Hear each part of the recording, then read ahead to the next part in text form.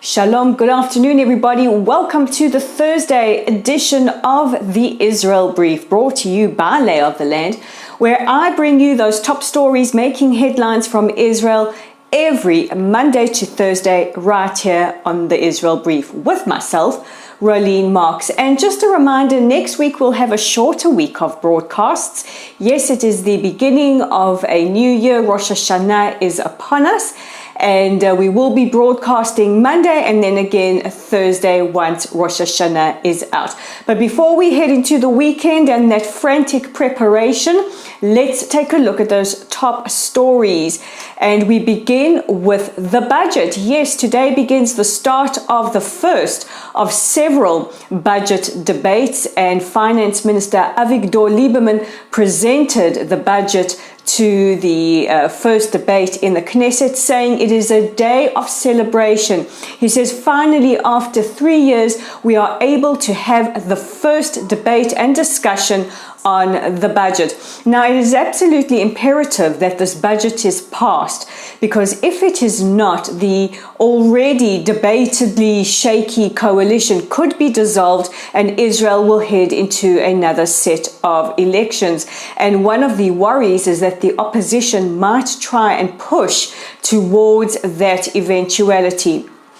But in the meantime, taking place in the Knesset is the first debate around the budget. And of course, we need it to be passed as soon as possible, because with the background of a global pandemic, a lot of essential ministries have needed funding, and that has been scuppered by a lack of budget. So onwards and upwards, we hope that it passes the first series of discussions and onto the second, third and fourth, and eventually that important vote, which will take place at the beginning of November.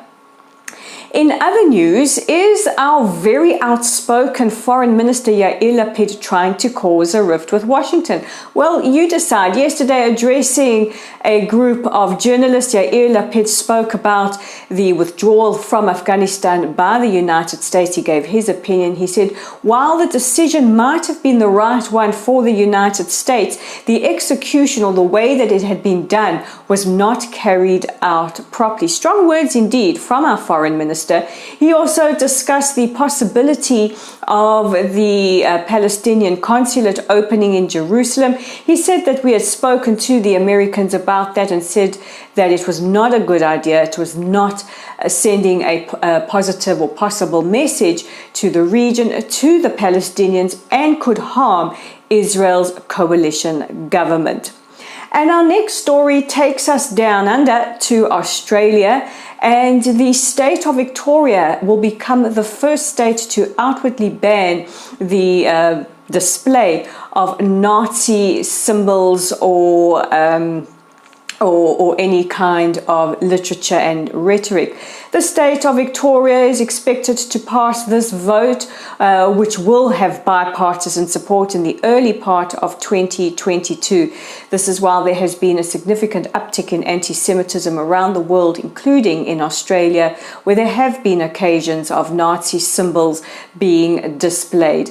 And this ruling will not include the use of these symbols for educational or historical purposes. But we hope that other states follow, and certainly other countries as well. And we end the week off on a very, very celebratory tone by telling you that it is raining gold medals at the Paralympics. Israel is having an extraordinary Paralympics, and today we take a further 2 gold.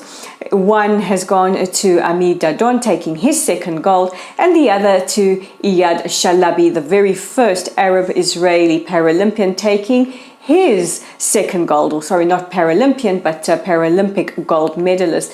It is an extraordinary achievement, and it brings Israel's total medal count now to 7, with 6 golds, 2 silvers and 1 bronze. We are so proud of our Paralympic athletes. They really represent the best in humanity, which is what the games are all about.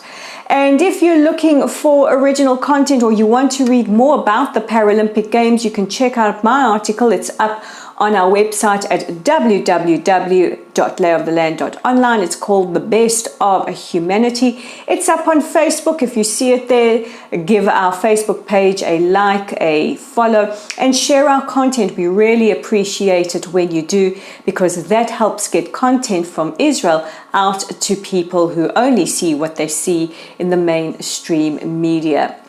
If you are viewing us on YouTube, don't forget to like, share, and subscribe. Again, that goes a long way in helping us to get Israel's narrative or stories from Israel out to the masses. And if you're on Twitter, go immediately to our Twitter page at Lay of the Land 5 and click on the follow button. So with almost the weekend edition of the Israel Brief, I'm Rolene Marks. This is the Israel Brief. We wish you all a safe, a healthy, a peaceful weekend wherever you are in the world. Shabbat Shalom. And hey, if you want to check in with us and just leave a note below in the comment section telling us where you're viewing it, that would be really, really awesome. We love speaking to you guys. And we'll catch you on the other side of the weekend.